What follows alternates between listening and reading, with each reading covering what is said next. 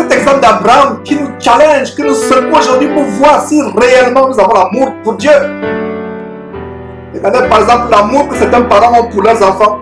Ils les amènent à les gâter, à les dorloter au point où ils sont incapables de les châtier ou de les corriger s'ils ont commis des fautes. Examinons d'ailleurs, voyons une parenthèse mes frères et sœurs, examinons quelques versets, examinons ensemble quelques versets. Notez que ce passe de versets pour qu'on gagne du temps. Quelques versets. Notez, Proverbe chapitre 13, verset 24.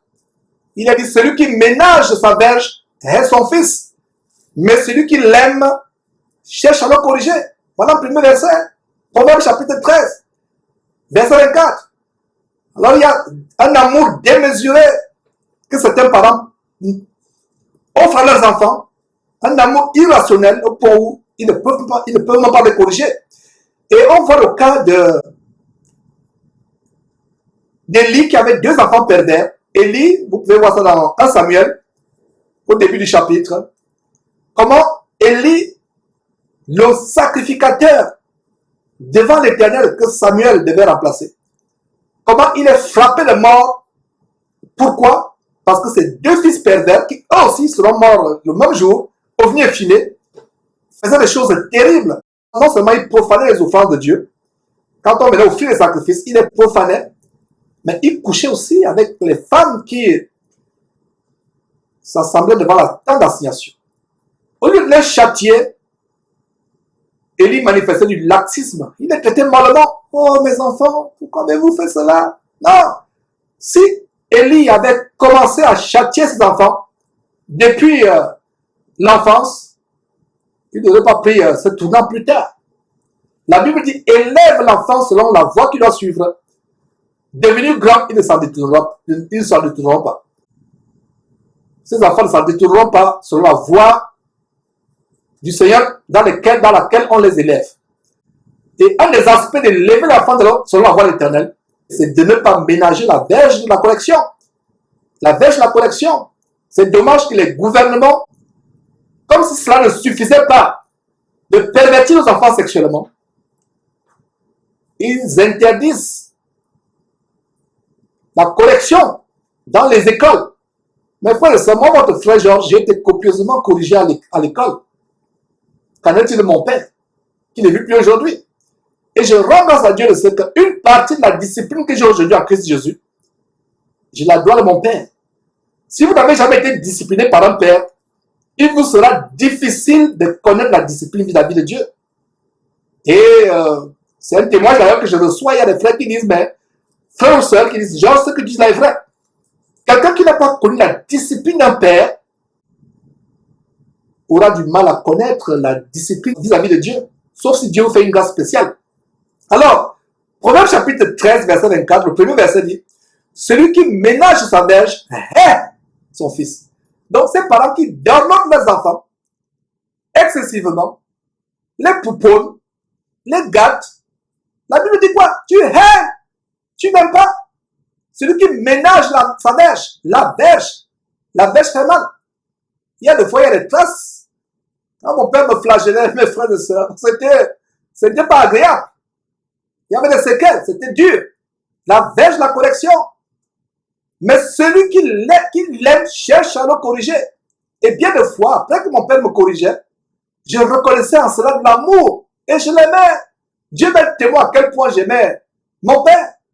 Et je me rends compte qu'il voulait mon bien, mes frères et sœurs. Notre verset, Proverbe chapitre 19, verset 18, toujours dans Proverbe. Châtie ton fils, car il y a encore de l'espérance, mais ne désire point le faire mourir. Si vous châtiez votre fils avec le dessein de le faire mourir, là vous êtes un meurtrier. Vous ne châtiez pas votre fils pour le faire mourir. Châtie ton fils, car il y a encore quoi? L'espérance. Mais ne fais pas quoi? Ne désire point le faire mourir. Tu le corriges parce que tu veux le redresser. C'est comme un arbre qui est en train de grandir. Vous voyez l'arbre se tord. Vous le redressez. Des fois, vous mettez même des barres de part et d'autre. Vous l'entourez des barres pour qu'il soit droit. Vous le corrigez. Vous le redressez. Parfois, ça peut faire mal. Mais c'est mieux de le redresser que plus tard que vous soyez remplis de confusion. Que dit Proverbe chapitre 22? Regardez comment le livre de Proverbe à lui seul, le livre de Proverbe à lui seul est rempli d'exhortations sur comment faire de nos enfants des personnes intègres. Voilà, Proverbe chapitre 22, verset 15. La quoi? La sagesse, c'est ça? C'est ce que vous lisez, Proverbe chapitre 22, verset 15. La sagesse est attachée au cœur de l'enfant. Ah non, non, non. La sagesse ne peut pas être attachée au cœur de l'enfant. L'enfant est attiré toujours par ce qui est insensé, par ce qui est déraisonnable, déraisonnable. Donc, Proverbe chapitre 22, verset 15 dit, la folie est attachée au cœur de l'enfant. La verge de la correction l'éloignera de lui. Quoi, la verge de quoi? Le poupounage, le pouponnement ou bien le dorlotement, si je me permets l'expression. C'est la verge de la correction qui éloigne la folie du cœur de l'enfant. Ce n'est pas les cadeaux, ce n'est pas l'encensé avec les téléphones dernier cri, les iPads, iPhone, les jeux vidéo. Non, ce n'est pas ça. C'est la verge de la correction qui l'éloignera de lui parce que la folie est attachée. Bien de fois, nous devons utiliser aussi la carotte pour encourager les enfants. Si ils ont fait quelque chose de bien, vous voyez qu'ils travaillent bien à l'école, ils font leurs travaux domestiques. Ce n'est pas une mauvaise chose de leur donner de temps en temps des cadeaux. Mais, n'oubliez pas aussi la correction. La culture, et principalement la culture occidentale, avec l'influence de Hollywood et des dessins animés, ont amené les parents à être laxistes quand il s'agit de corriger, d'éduquer les enfants avec sévérité. Et c'est pour cela que cette malédiction de la parole de Dieu s'accomplit dans beaucoup de pays, dans des familles en particulier. À savoir que les enfants deviennent des rois. Il y a une prophétie biblique à ce sujet. Les femmes dominent sur la société, sur les hommes, et les enfants deviennent des rois. Il y a eu des télé-réalités quand mon épouse et moi, nous regardions encore la télévision par le passé. Il y avait des télé-réalités américaines où des parents qui sont dépassés par des enfants d'un âge aussi bas que 5 ans, 4 ans, au point où le père pleure face à l'enfant qui le griffe au visage, tire ses cheveux pour les arracher, il pleure, il supplie l'enfant. On est obligé de faire venir une nounou de l'Angleterre aux États-Unis pour essayer de redresser l'enfant. L'enfant a du respect pour la nounou, parce que la nounou est sévère, mais l'enfant n'a aucun respect pour le parent. Il crache même sur le visage du père. 5 ans, il verse l'eau sur le visage. Et c'est de plus en plus généralisé. Voilà la prophétie qui s'accomplit. Des maisons où les enfants sont rois. Voilà, le verset devant vous, devant vos yeux. J'espère que vous avez les Bibles ouvertes. Proverbe 12, 15. La folie est attachée au cœur de l'enfant. La verge de la correction. La verge de la correction l'éloignera de lui. Toujours Proverbe. Mes frères et sœurs, maintenant au verset 23. Regardez comment nous sommes toujours à Proverbe. Mes frères, Proverbe chapitre 23, versets 13 et 14. N'épargne pas la correction à l'enfant. Si tu le frappes de la verge, il ne mourra point. Voilà, il ne mourra pas. Dieu te garantit que si tu le frappes, il ne mourra point. Mais ne désire pas le faire mourir. Il ne mourra point. Verset 14. En le frappant de la verge, tu délivres ton cœur de quoi? Du séjour des morts. Mes frères et sœurs, puis ce verset encourager les parents à reprendre ne serait-ce qu'une petite autorité que vous n'avez jamais eue sur vos enfants. Et bien, des fois, il est tard. Parce que si vous n'avez pas commencé à avoir l'autorité sur votre fillette qui a 2 ans, 3 ans, ce n'est pas quand elle aura 15 ans et vous allez forniquer la nuit avec le copain que vous ne le vouliez pas. Ce n'est pas son problème, elle va sortir. Vous voulez vous opposer à l'appel à la police, tout simplement. Mais un enfant qui a été élevé dans la crainte du Père, et nous allons voir avec le cas d'Isaac, les bienfaits de la crainte qu'un enfant a vis-à-vis de son Père. N'épargnez pas la correction, verset 13, Proverbe chapitre 23, verset 13, n'épargne pas la correction à l'enfant. Si tu le frappes de la verge, il ne mourra pas. Il ne mourra point, papa. Point. Dieu te promet qu'il ne mourra point. Verset 14, en le frappant de la verge, tu délivres son âme du séjour des morts. Si je vous enseigne la parole de Dieu aujourd'hui, mes frères et sœurs, c'est par la grâce de Dieu, mais Dieu a mis sur ma route un père policier qui avait tout sa matraque avec lui. Dieu a le crédit à 100%, mais cet homme, je crois que Dieu peut lui donner le crédit. Disant non, tu n'étais pas, il n'était pas chrétien. Quel amour cet homme avait pour nous. Il ne vit plus, il est mort.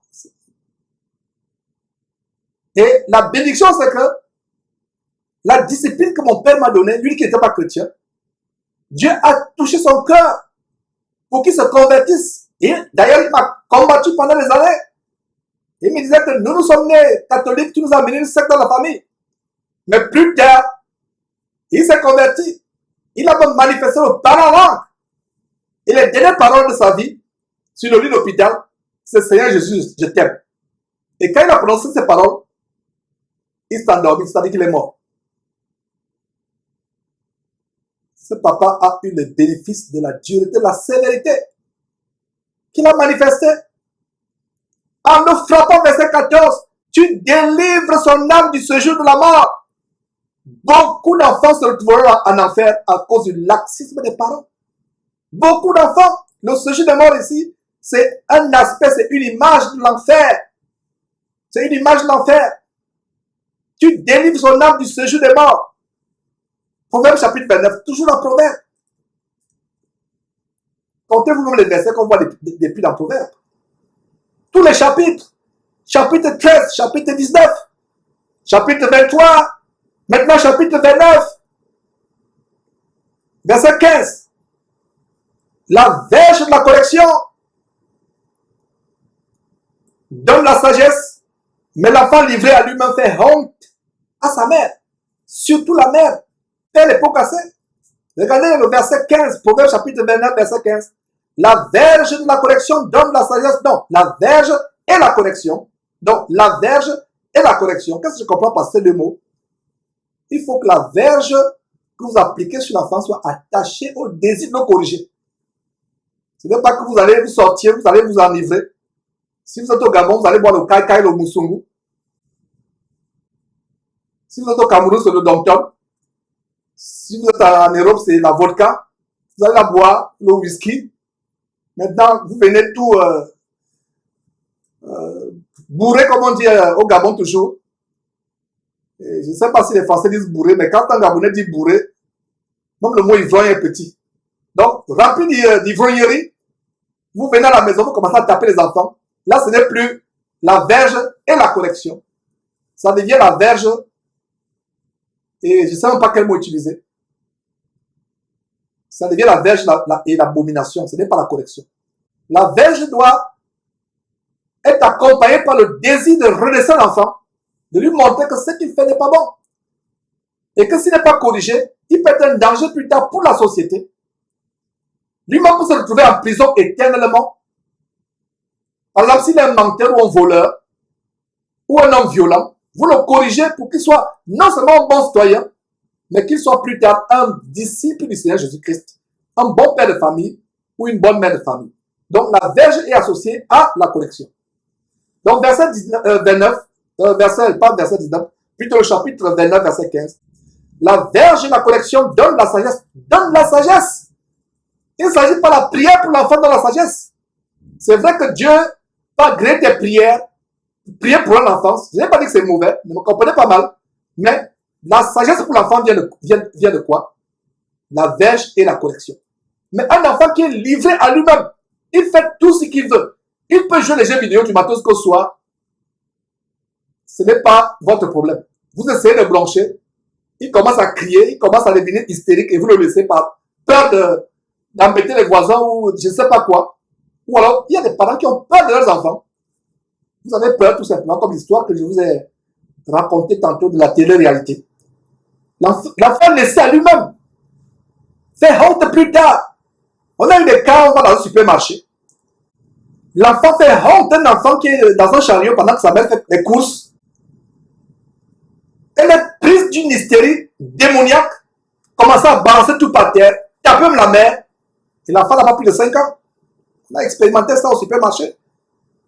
Il m'est arrivé quelque part, je suis allé, une histoire, j'arrive comme cela, l'enfant commence à tout balancer. Je me suis approché vers l'enfant, je me suis approché l'enfant. Je lui ai dit, do not ever try it again.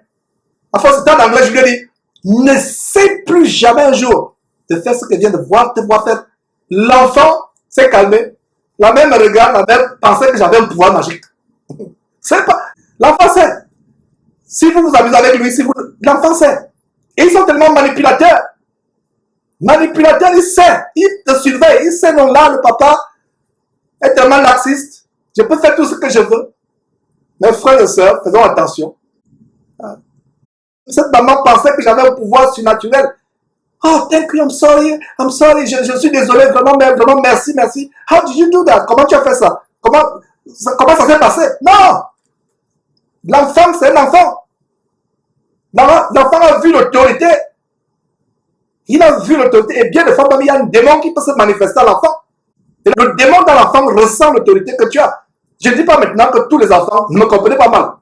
Parce qu'il y a les frères qui attendent ça maintenant, je vais commencer à faire les combats spirituels. Ce n'est pas combat spirituel, c'est la verge, la connexion. Et ça commence, mais il faut que ce soit avec amour. Avec amour. Donc ce n'est pas tout qui est démon. Il y a le fils d'un bien-aimé frère, comme il sait que son papa est tellement versé dans les Écritures, son papa est versé sur le combat spirituel. L'enfant pêche. Le papa le reproche, l'enfant ne fait que pêcher. L'enfant dit, oh père, non, papa, vraiment, depuis là, je ne fais que pêcher parce qu'il y a un démon qui m'amène à pêcher. L'enfant dit, non, il y a un démon. J'entends souvent les voix, il y a un démon qui me dit vraiment, va faire ceci, va faire cela, va voler. Fais ceci, va voler. Il y a un démon qui me dit, allez voler. Je pense que ce papa chrétien aurait dû dire à cet enfant, le démon te dit, allez voler, tu as écouté le démon. Maintenant, la verge sera sur ta, va te brûler le corps. Le démon lui sera que de ricaner en te regardant. Prochainement, tu n'écouteras plus. Donc, mes frères, c'est quelques détails de comment la société a changé la parole de Dieu. Et je suis sûr que beaucoup de chrétiens, même ceux qui suivent cette émission actuellement, ne savaient pas qu'il y avait cette abondance de versets sur comment on doit corriger un enfant avec amour. C'est une marque d'amour. Et même dans l'Ancien Testament, un enfant qui volait, on lui coupait la main. Pourquoi? Parce qu'on se disait, au moins, avec cette main coupée, parce que quand il commence à voler, il peut aller tuer quelqu'un plus tard. Au moins, quand il a la main coupée, il ne va pas tuer. Est-ce que vous comprenez comment ce verset, on a lu en Proverbe chapitre 23, tantôt que, verset 14, Proverbe chapitre 23, verset 14, en frappant la verge, tu délivres son âme de la mort, du séjour des morts. Tu délivres son âme du séjour des morts. Donc, verset 29, nous étions au chapitre 29, chapitre 29 de Proverbe. Proverbe chapitre 29, verset 15. La verge de la connexion donne la sagesse, mais l'enfant livré à lui-même fait honte à sa mère. Plus tard, la mère a honte, comme cette femme dans un supermarché qui avait honte. Pendant l'enfant s'est calmé sur le champ, mais elle était confuse. Elle était tout rouge de confusion, de honte. Tout ça se passe dans le secret de la maison. C'est une chose, mais ça ne va pas se limiter dans le secret de la maison. Un jour, ça va se passer publiquement. Il y a des enfants dans les quartiers, en Afrique, ou même à travers le monde, qui tapent devenir grands publiquement, ils tapent leur mère, on est obligé d'appeler la police. Ça a commencé comment? Ça a commencé depuis l'enfance. Verset 17. Châtie ton fils, et il te donnera de quoi? Du repos. Châtie ton fils, il te donnera du repos. Et il procurera les délices à ton âme.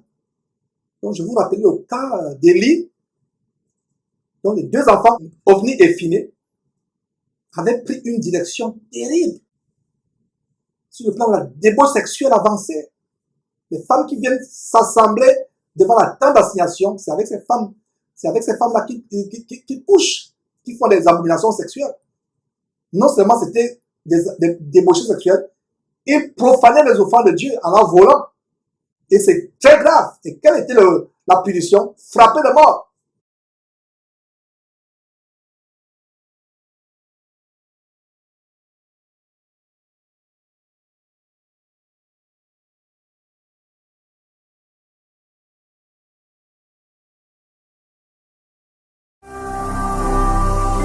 Ne manquez pas de vous abonner à notre chaîne YouTube Jésus-Christ TV, en cliquant sur le bouton s'abonner, juste au bas de la fenêtre de cette vidéo. Ainsi, vous recevrez automatiquement nos nouvelles vidéos, et vous ne raterez aucune. Vous connaîtrez la vérité, et la vérité vous affranchira. Jean 8, 32.